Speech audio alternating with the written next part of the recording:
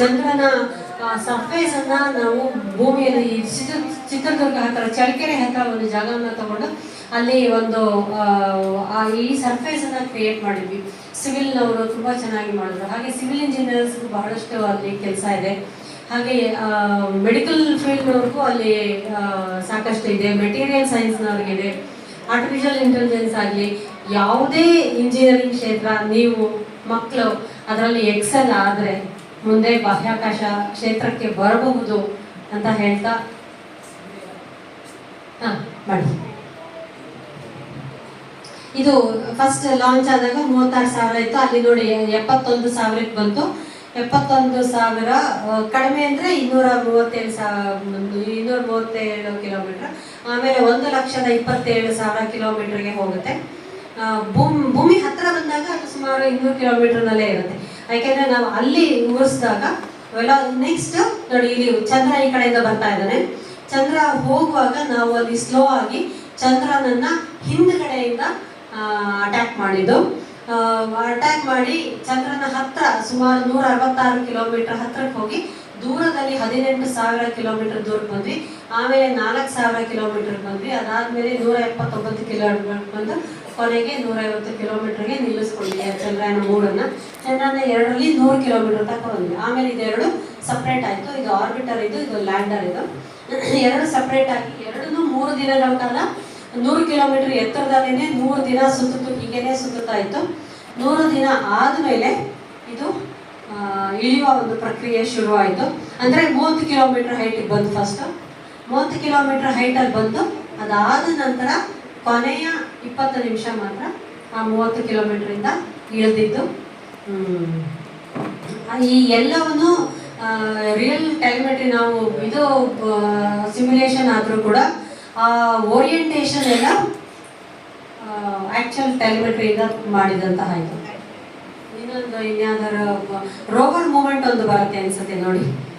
ಆ rover movement ಅಂತ ಇದೆಯಲ್ಲ, ಅದು ಓಪನ್ ಆಗುತ್ತೆ. 5ನೇದು ಇನ್ನೂ ಕೆಳಗಡೆ. ಅದು ಹೀಗೆ ಧೂಳು ಏಳುತ್ತಲ್ಲ, ಆ ಧೂಳು ಕೂರುತ್ತೆ ಅಂತ ನಾವು ಒಂದು ಅರ್ಧ ಗಂಟೆ ಕಾದು ಆಮೇಲೆ ರೋವರನ್ನ ಇದು ಪ್ಯಾನಲ್ ಅನ್ನು ಓಪನ್ ಮಾಡಿ ಪವರ್ ಜನರೇಟ್ ಮಾಡ್ಕೊಂಡಿದ್ದು. ಹೀಗೆ ಅದು ಹೇಗೆ ತೆಗೆಯುತ್ತೆ ಅಂತ.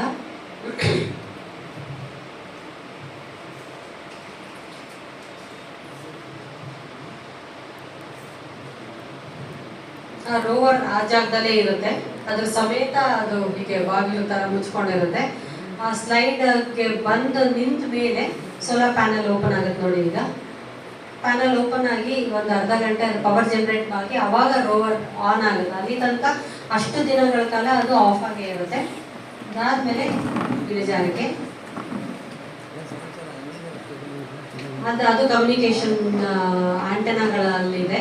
ಹಾಗಾಗಿ ಅದು ಸುತ್ತ 500 ಮೀಟರ್ ತನಕ ಅದು ಇಲ್ಲಿಂದ ನಮ್ಮ ನಿಜವಾದ ಇದು ಚಿತ್ರಣ ಲ್ಯಾಂಡರ್ ತೆಗೆದಂತಹ ಚಿತ್ರ ಇದು. ಅದು ಹೇಗೆ ಬಿಚ್ಕೋತಾ ಇದೆ. ಅಲ್ಲಿ ಸುಮಾರು 4 ಕ್ಯಾಮ್ರಾಗಳನ್ನ ಇಟ್ಟಿದ್ವಿ. ರೋವರ್ನಲ್ಲಿ 2 ಕ್ಯಾಮ್ರಾ ಇದೆ. ಯಾಕೆಂದ್ರೆ ಪ್ರತಿ ಸತಿ ಹೋದಾಗ್ಲೂ ಅದು ಚಿತ್ರ ತೆಗೆದು ಡೈರೆಕ್ಷನ್ ನೋಡಿ ಮುಂದಕ್ಕೆ ಹೋಗುತ್ತೆ. ನೀವು ಆ ಚಕ್ರದಲ್ಲಿ ನೋಡ್ಬೋದು, ಮಧ್ಯದಲ್ಲಿ ಒಂದು ಇಸ್ರೋ ಸಿಂಬಲ್ ಇದೆ. ಅದು ಹಿಂಗೆ ಮೂವ್ ಆದಾಗ ನೋಡಿ ಆ ಇಂಪ್ರೆಷನ್ ಬರ್ತಾ ಇದೆಯಲ್ಲ, ಆ ಇಂಪ್ರೆಷನ್ ಇದೆ ಅಂದರೆ ಅಲ್ಲಿ ಅಷ್ಟು ಸಣ್ಣ ಒಂದು ಸಿಮೆಂಟಿನಷ್ಟು ಸಣ್ಣವಾದ ಧೂಳಿನ ಇದರಿಂದ ಆಗಿದೆ. ಅದು ಯಾವುದರಿಂದ ಆಗಿದೆ ಅನ್ನೋದು, ಅದರಲ್ಲಿ ಮೆಗ್ನೀಸಿಯಂ ತುಂಬ ಜಾಸ್ತಿ ಇದೆ, ಅಲ್ಯೂಮಿನಿಯಂ ಅಲಾಯ್ ಇದೆ, ಮೆಗ್ನೀಷಿಯಂ ಜಾಸ್ತಿ ಇದೆ. ಹಾಗೆ ಅಲ್ಲಿ ಆಗಲಿಲ್ಲ ಅಂದಾಗ ಅದು ತಿರುಗ್ತು, ಒಂದು ರೊಟೇಟ್ ಮಾಡಿತ್ತು ನೋಡಿದ್ವಿ ನೀವು. ಸೊ ಹೀಗೆ ಚಂದ್ರಯಾನ 3ರ ಒಂದು ಅನುಭವ. ಇದಾದ ನಂತರ ನಮ್ಮ ಬೇರೆ ಬೇರೆ ಕಾರ್ಯಕ್ರಮಗಳು ನಡೀತಾ ಇದೆ. ಧನ್ಯವಾದಗಳು. ಹಾಗೆ ಇಲ್ಲ, ಅವರನ್ನು ಕಲೆಯ ಜೊತೆ ವಿಜ್ಞಾನ ಮೇಳೈಸೆ ಜಸವು ಜನ ಜೀವನಕ್ಕೆ ಮಂಕುತಿಮ್ಮ ಅಂತ ಇವ್ರು ಹೇಳ್ತಾರೆ ಅಲ್ಲ, ಗುಂಡಪ್ಪನವ್ರು ಹೇಳ್ತಾರೆ. ಹೌದು, ಹಾಗೆ ವಿಜ್ಞಾನವನ್ನ ನೀವು ಹೇಗೆ ಅರ್ಥ ಮಾಡ್ಕೋತೀರಾ? ಪ್ರತಿಯೊಂದು ಆಕ್ಟಿವಿಟಿಯನ್ನು ಜಗತ್ತಿನಲ್ಲಿ ಆಗು ಹೋಗುವ ಎಲ್ಲವನ್ನು ವಿಜ್ಞಾನಕ್ಕೆ ನಾವು ಹೋಲಿಸ್ಬೋದು. ನಾವು ಏನನ್ನ ಅರ್ಥ ಮಾಡ್ಕೋತೀವಿ ಅದು ವಿಜ್ಞಾನ ಅಂತ ಹೇಳ್ಬೋದು ಇವತ್ತು. ಹಾಗೆ ಅದರಲ್ಲಿ ಏನು ತಪ್ಪಿಲ್ಲ ಅಂತ ನನ್ನ ಭಾವನೆ.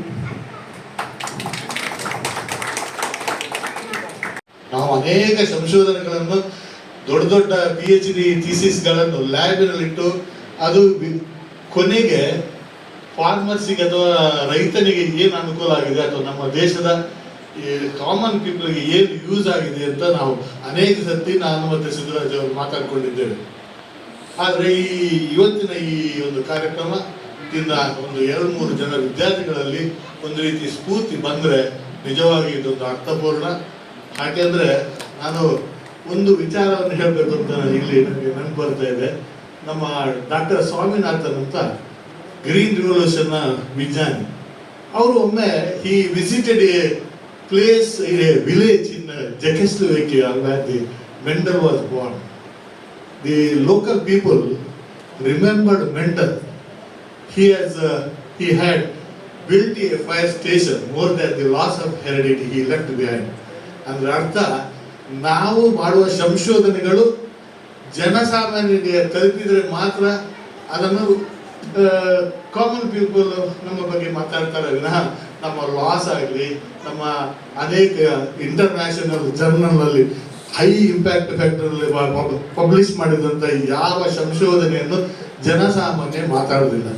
ಯಾಕೆಂದ್ರೆ ಮೆಂಡಲನ ಬಗ್ಗೆ ಪ್ರತಿಯೊಬ್ಬರು ಮಾತಾಡ್ತಿದ್ದೇವೆ. ನಾವು ಜೆನೆಟಿಕ್ಸ್ನಲ್ಲಿ ಮೆಂಡಲ್ ಅಂತ ಹೇಳಿದ್ರೆ ನಾವು ಅವನ ಲಾ ಬಗ್ಗೆ ಎಲ್ಲ ಮಾತಾಡ್ತೇವೆ. ಅದೇ ಸ್ವಾಮಿನಾಥನ್ ವಿಲೇಜಿಗೆ ಹೋಗಿ ಆ ಲೋಕಲ್ ವಿಲೇಜರ್ಸ್ ಕೇಳಿದ್ರು, ನಿಮಗೆ ಸ್ವಾಮಿನಾಥನ ಬಗ್ಗೆ ಏನಾದ್ರು ಗೊತ್ತಿದೆಯಾ ಅಂತ. ಅವರಿಗೆ ಸ್ವಾಮಿನಾಥ್ ಲೋಕಲ್ ಜಗಸ್ಲದವರಿಗೆ ಯಾರಂತಲೇ ಗೊತ್ತಿಲ್ಲ ಸರಿಯಾಗಿ.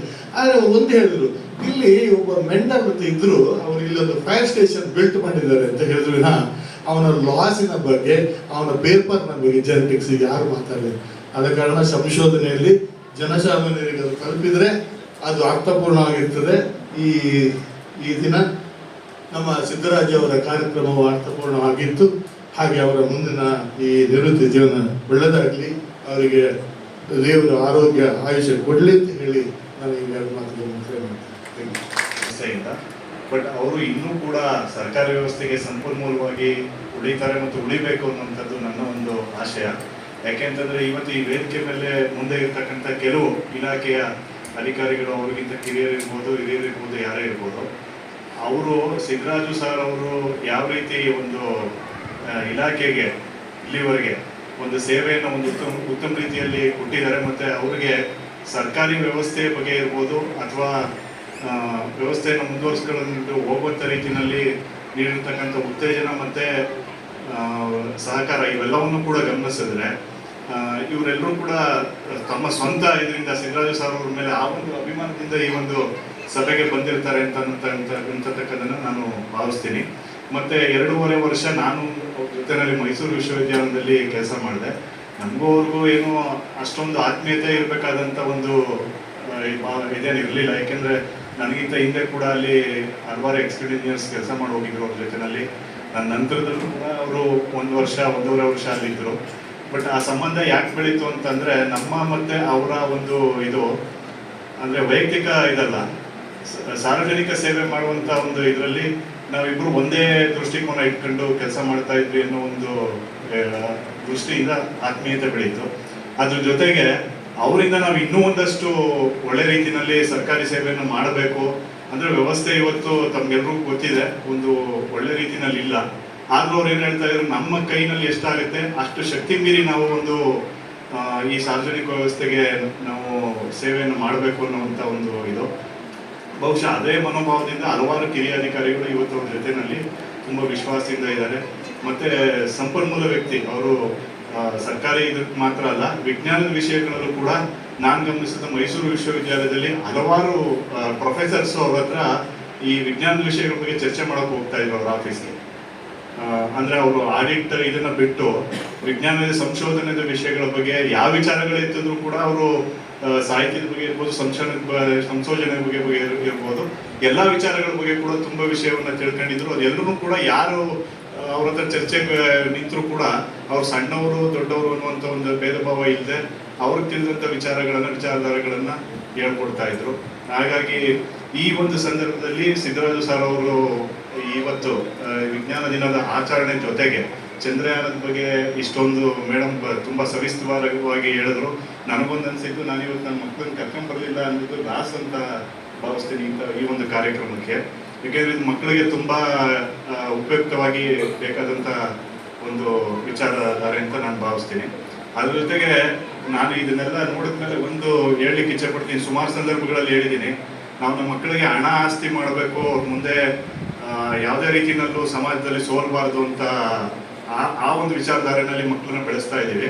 ಬಟ್ ಅದೆಲ್ಲದಕ್ಕಿಂತ ಮುಖ್ಯವಾಗಿ ವಿಜ್ಞಾನ, ತಂತ್ರಜ್ಞಾನ ಹಾಗೂ ಒಳ್ಳೆ ಗಾಳಿ, ನೀರು, ಪರಿಸರವನ್ನು ಅವರಿಗೆ ಉಳಿಸಿ ಹೋದರೆ ಅದೇ ನಾವು ಅವ್ರಿಗೆ ಮಾಡಿಕೊಡುವಂಥ ದೊಡ್ಡ ಆಸ್ತಿ ಅಂತ ನಾನು ಭಾವಿಸ್ತೀನಿ. ಹಾಗೆ ಸಿದ್ದರಾಜು ಸರ್ ಅವರಿಗೆ ದೇವರು ಭಗವಂತ ಒಳ್ಳೆ ಆಯುಷ್ ಆರೋಗ್ಯವನ್ನು ಕೊಡಲಿ. ರೂಪಾಯಿಯವರಾದ ಶ್ರೀಮತಿ ಅವರ ಪತಿಯವರಾದ ಸನ್ಮಾನ್ಯ ಶ್ರೀ ವೆಂಕಟೇಶ್ವರವರೇ, ಶ್ರೀಮತಿ ರೂಪಾ ಅವರು ನಮ್ಮ ಆತ್ಮೀಯ ಸ್ನೇಹಿತರಲ್ಲಿ ಒಬ್ಬರಾಗಿದ್ದಂಥ ಡಾಕ್ಟರ್ ಮಳ್ಳಿ ವಸಂತ ಕುಮಾರ್ ಪುತ್ರಿ. ಅದು ನನಗೆ ಇಲ್ಲಿ ಬಂದಾಗ ತಿಳಿಯಿತು. ಇದಿಷ್ಟನ್ನು ಹೇಳಿ ವೇದಿಕೆ ಮುಂಭಾಗದಲ್ಲಿರ್ತಕ್ಕಂಥ ನನ್ನ ಎಲ್ಲ ವಿಜ್ಞಾನಾಸಕ್ತ ಮಿತ್ರರಿಗೆ, ಗೆಳೆಯರೇ, ಅಕ್ಕ, ಅಣ್ಣಂದಿರೇ, ತಮ್ಮಂದಿರೇ ಎಲ್ಲವನ್ನು ಹೇಳ್ತಾ ಇವತ್ತು ರೂಪಾ ಅವರ ಬಗ್ಗೆ ಹೇಳುವುದಕ್ಕಿಂತ ಜನಸಾಮಾನ್ಯರಿಗೆ ಚಂದ್ರಯಾನ 3 ಅದರ ರೂವಾರಿಯಾದಂಥ ಶ್ರೀಮತಿ ರೂಪಾ ಅವರನ್ನು ನೋಡುವ ಒಂದು ಸದಾವಕಾಶವನ್ನು ಮಂಡ್ಯದಲ್ಲಿ ಕಲ್ಪಿಸಿಕೊಟ್ಟಂಥ ನನ್ನ ಮಿತ್ರ ಡಾಕ್ಟರ್ ಸಿದ್ದರಾಜರವರಿಗೆ ಅನೇಕ ಧನ್ಯವಾದಗಳು.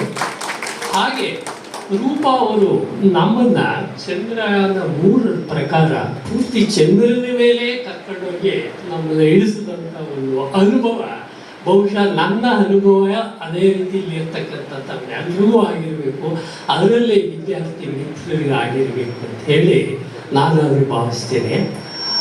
ಶ್ರೀಮತಿ ರೂಪಾ ಅವರ ಬಗ್ಗೆ ಅವರ ಕನ್ನಡ ಬಹುಶಃ ನಾವು ಒಂದು ಈ ಬಯಾಲಜಿ ಜೆನೆಟಿಕ್ ಸಿಸ್ಟಮ್ ಅಂತ ಕರಿತೀವಿ.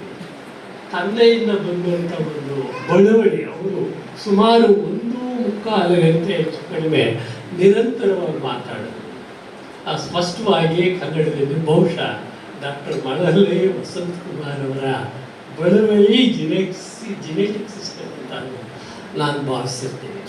ಆ ಮಿತ್ರರೇ, ಕೇಳೋದಿಕ್ಕೆ ಇನ್ನೂ ಸಾಕಷ್ಟು ಪ್ರಶ್ನೆಗಳಿದ್ದಾವೆ. ಏನು ಅಂತ ಹೇಳಿದ್ರೆ, ಸುಮಾರು ನಾವು ಹೇಳ್ತೀವಿ ಕಳೆದ 5 ಪಾರ್ಟು. ಈಗ ನಾವು ಈ ವಿಜ್ಞಾನದಲ್ಲಿ ಆಸಕ್ತಿಯಿಂದ ಬೆಳೆಸಿದಂಥ ಇಂಡಿಯಾ ದೇಶದಲ್ಲಿ ಪಿತಾಮಹರು ಯಾರು ಅಂತ ಹೇಳಿದ್ರೆ ಬಹುಶಃ ಜವಾಹರ್ಲಾಲ್ ನೆಹರು. ಜವಾಹರ್ಲಾಲ್ ನೆಹರು ಅವರು ಅವತ್ತಿಗೆ ವಿಶ್ವೇಶ್ವರಯ್ಯನವರು ಅಂತ ಹೇಳ್ತಾ ಇದ್ರು, either you industrialise or perish ಅಂತ ಹೇಳಿ ಒಂದು ವಿಶ್ವೇಶ್ವರಯ್ಯನವರು ವಾಕ್ಯ. ಇದನ್ನ ಜವಾಹರ್ಲಾಲ್ ನೆಹರು ಅವರಿಗೆ ಖುದ್ದಾಗಿ ಹೇಳಿದಂಥ ಡಾಕ್ಟರ್ ಸರ್ ಎಂ ವಿಶ್ವೇಶ್ವರಯ್ಯನವರು ಅವರನ್ನ ಮಾತನ್ನ ತೆಗೆದುಕೊಂಡು ಬಹುಶಃ ಇಂಡಸ್ಟ್ರಿಯಲೈಸೇಷನ್ ಏನು ಕೈಗಾರಿಕೀಕರಣ ಆಗಬೇಕು ಇಂಡಿಯಾದಲ್ಲಿ ಅಂತ ಭದ್ರ ಬುನಾದಿ ಹಾಕೊಟ್ಟಂಥ ಪುಣ್ಯಾತ್ಮ ಜವಾಹರ್ಲಾಲ್ ನೆಹರು. ಹಾಗೇನೆ ವಿಜ್ಞಾನ ಕ್ಷೇತ್ರದಲ್ಲಿ ಯಾರನ್ನು ಈ ವಿಜ್ಞಾನ ಕ್ಷೇತ್ರಕ್ಕೆ ಅಷ್ಟೊತ್ತಿಗೆ ನಾಸಾ ಇತ್ತು ಅಮೇರಿಕಾದಲ್ಲಿ. ಆಗ ಅಂದರೆ ನಾಸಾ ಈ ಮಟ್ಟಕ್ಕೆ ಇರಲಿಲ್ಲ. ಆಗ ನಾಸಾ ಅನ್ನೋದು ಒಂದು ಸಂಸ್ಥೆ ಇತ್ತು, ಬಾಹ್ಯಾಕಾಶ ಸಂಸ್ಥೆ ಇತ್ತು. ಇಂಡಿಯಾದಲ್ಲಿ ಈ ಸಂಸ್ಥೆನ ಹಾಕಬೇಕು ಅಂತೇಳಿ ಡಾಕ್ಟರ್ ವಿಕ್ರಮ್ ಸಾರಾಭಾಯಿ ಅವರನ್ನ ಪ್ರಪ್ರಥಮವಾಗಿ ಗುರುತಿಸಿ ಅವ್ರನ್ನ ಕರ್ಕೊಬಂದು ಅವರಿಗೆ ಜಮ್ಶೆಡ್ಜಿ ತಾತ ಅವರನ್ನ ಪರಿಚಯ ಮಾಡಿಸಿ ಇದಕ್ಕೆ ಏನೇನು ವ್ಯವಸ್ಥೆ ಬೇಕು ಮಾಡಿಕೊಡಿ ತಾತಾಜಿ ಟಾಟಾ ಅವರಿಗೆ ಹೇಳಿ ಅಲಹಾಬಾದಲ್ಲಿ ಪ್ರಥಮವಾಗಿ ಒಂದು ಲ್ಯಾಬ್ರೇಟರಿ ಸ್ಟಾರ್ಟ್ ಮಾಡೋದಕ್ಕೆ ವಿಕ್ರಮ್ ಸಾರಾಭಾಯಿ ಮಾಡ್ತಾರೆ. ವಿಕ್ರಮ್ ಸಾರಾಭಾಯಿ ಅಂಥ ವಿಜ್ಞಾನಿ ಅಂತ ಹೇಳಿದ್ರೆ ಪ್ರಪಂಚದಲ್ಲಿ ಎಷ್ಟು ಜನ ವಿಜ್ಞಾನಿಗಳಿದ್ದಾರೆ, ಏನೇನು ಓದ್ತಿದ್ದಾರೆ, ಅವರಲ್ಲಿ ಯಾರು ನಮ್ಮ ಇಸ್ರೋಗೆ ಅನುಕೂಲ ಆಗ್ತದೆ ಅಂತ ಹೇಳಿ ಹುಡುಕದಂಥವರು. ಆ ಹುಡುಕದಂಥವರಲ್ಲಿ ನಮ್ಮ ರಾಷ್ಟ್ರಪತಿ ಆಗಿದ್ದಂಥ ಡಾಕ್ಟರ್ ಅಬ್ದುಲ್ ಕಲಾಂ ಅವರು ಒಬ್ಬರು, professor U R Rao, doctor U R Rao ಅವರು ಒಬ್ಬರು. ಈ ಸಿದ್ದರಾಜು ಎಲ್ಲಿ ದೊಡ್ಡ ಮನುಷ್ಯ ಆಯ್ತಾರೆ ಅಂತ ಹೇಳಿದ್ರೆ, ಸಿದ್ದರಾಜು ವಿಜ್ಞಾನದ ಹಿನ್ನೆಲೆಯಲ್ಲಿ ನಿಂತ್ಕೊಂಡು ವಿಜ್ಞಾನವನ್ನ ನಾವು ಮಂಡ್ಯದಲ್ಲಿ ಬೆಳೆಸಬೇಕು ಅಂತ ಹೊರಟಂತ ಕಾಲದಲ್ಲಿ ಸಿದ್ದರಾಜುನೇ ನಮಗೆ ಫೌಂಡೇಶನ್.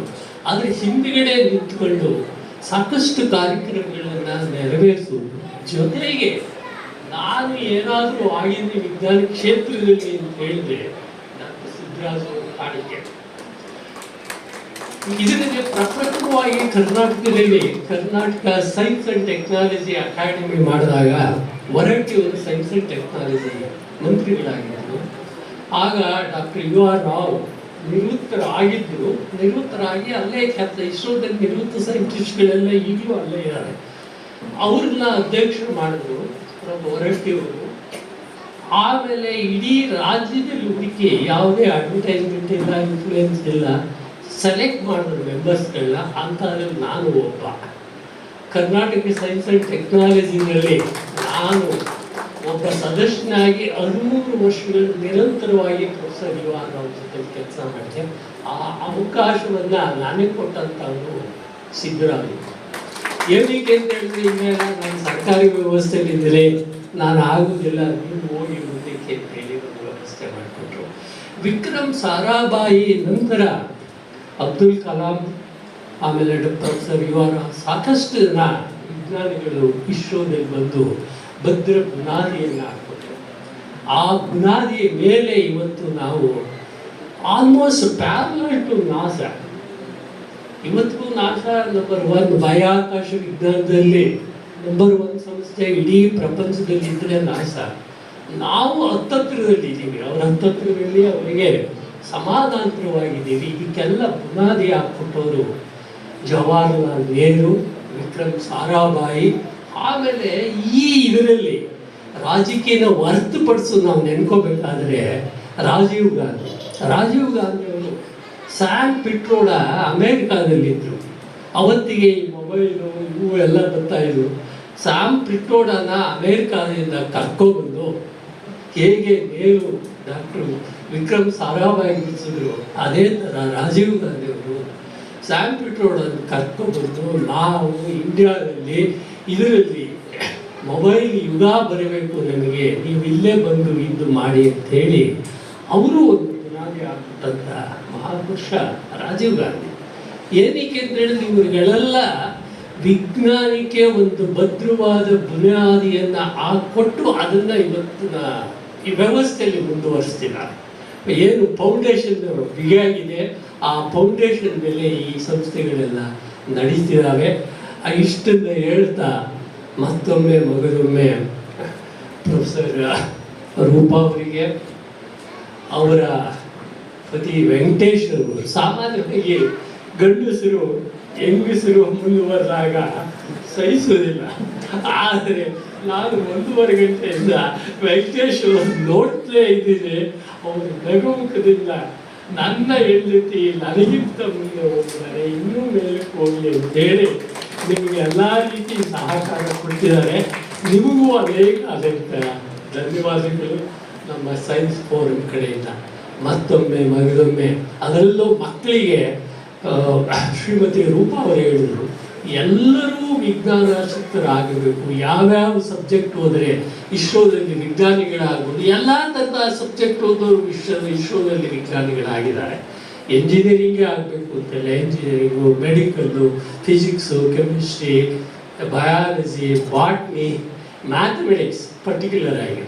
ಅದರಿಂದ ನಿಮಗಿರ್ತಕ್ಕಂಥ ಒಂದು ಏನು ಕ್ಯೂರಿಯಾಸಿಟಿ, ಆ ವಿಜ್ಞಾನದ ಬಗ್ಗೆ ಆಸಕ್ತಿ ಬೆಳೆಸ್ಕೊಂಡು ನಿಮಗಿರ್ತಕ್ಕಂಥ ಒಂದು ಲೈನಲ್ಲಿ ಮುಂದಕ್ಕೆ ಹೋದರೆ ನೀವು ವಿಜ್ಞಾನಿಗಳಾಗ್ಬೋದು. ಈ ದೇಶದಲ್ಲಿ ಸಾಕಷ್ಟು ಅವಕಾಶಗಳಿದೆ. ಓದಿ ಕಷ್ಟಪಟ್ಟು ಓದಂಥವರಿಗೆ ಕಷ್ಟಪಟ್ಟು ಅರ್ಥವನ್ನು ಮಾಡಿ, ಇಷ್ಟಪಟ್ಟು ಕಷ್ಟಪಟ್ಟು ಅರ್ಥ ಮಾಡ್ಕೊಂಡು ಓದಂಥವರಿಗೆ ಒಳ್ಳೊಳ್ಳೆಯ ಅವಕಾಶಗಳು ಈ ದೇಶದಲ್ಲಿ ಸಿಗುತ್ತೆ, ಹಾಗೂ ಈ ಪ್ರಪಂಚದಲ್ಲಿ ಸಿಗುತ್ತೆ ಅಂತ ಹೇಳ್ತಾ ನನಗೆ ಈ ಸದಾವಕಾಶ ಕೊಟ್ಟಂಥ ಎಲ್ಲ ಸನ್ಮಿತ್ರರಿಗೆ ಮತ್ತೊಮ್ಮೆ ಮಗದೊಮ್ಮೆ ನನ್ನ ಅನಂತ ಧನ್ಯವಾದಗಳು. ನಿಮಗೆಲ್ಲರಿಗೂ ವಿಶೇಷವಾಗಿ ನನ್ನ ಪ್ರೀತಿಯ ಮಕ್ಕಳಿಗೆ ಮತ್ತೊಮ್ಮೆ ಮಗದೊಮ್ಮೆ ನನ್ನ ಅನಂತ ಧನ್ಯವಾದಗಳು. ಜೈ ಹಿಂದ್, ಜೈ ಭಾರತ್. ಕಾಣ್ತಾ ಇದ್ದೀವಿ. ಇದನ್ನು ಜನತೆಗೆ ತಲುಪಿಸೋದು ಬಹಳ ಸರಳವಾದ ಕೆಲಸ ಅಲ್ಲ. ಬಹುಶಃ ನಾನು ಇದುವರೆಗೆ ಕೇಳಿದ ಅನೇಕ ವಿಜ್ಞಾನಿಗಳ ವಿವರಣೆಗಳಲ್ಲಿ ರೂಪಾ ಮೇಡಮ್ ಅವರು ನಿಮ್ಮ ವಿವರಣೆ ಒಂದು ಫಸ್ಟ್ ಹ್ಯಾಂಡ್ ಎಕ್ಸ್ಪೀರಿಯನ್ಸ್ ಅನ್ನು ನೀಡುವ ಹಾಗಿತ್ತು. ಇಡೀ ತಂಡವನ್ನು ಮಾಡಿದ್ದನ್ನು ನಮಗೆ ಕಂಡು ಕಟ್ಟುವಂತೆ ಹೇಳಿದ್ರಿ. ಅದು ಬಹುಶಃ ಒಂದು ಒಳ್ಳೆಯ ನಮಗೆ ಹೆಚ್ಚು ಪರಿಪೂರ್ಣವಾದ. ಶ್ರೀ ಕುಮಾರಸ್ವಾಮಿ ಬನ್ನಿ, ನಿಧಾನಕ್ಕೆ ಬನ್ನಿ ಸರ್, ಬನ್ನಿ ಬನ್ನಿ. ಬಿಡಿಸಿಕೊಟ್ರೆ ಇವರು ಗೊನೆನೇ ಬೆನ್ನ ಮೇಲೆ ಹೊತ್ಕೊಂಡು ಬಂದು ಈ 25-30 ವರ್ಷಗಳ ಹಿಂದೆ ಆ ಥರದ ಫೋಟೋ ತೆಗೆದ್ಬಿಡಿ, ಅವ್ರು ಕೊಟ್ಬಿಡ್ತಾರೆ. ಪ್ಲೀಸ್ ಹೋಗಿ ಕೂತ್ಕೊಳ್ಳಿ ಸರ್, ಅತಿಯಾಗಿ ಬರೋದು ಬೇಡ, ನಿಧಾನ ಸರ್, ನಿಧಾನ. ಮುಂದೆ ನೋಡಿ.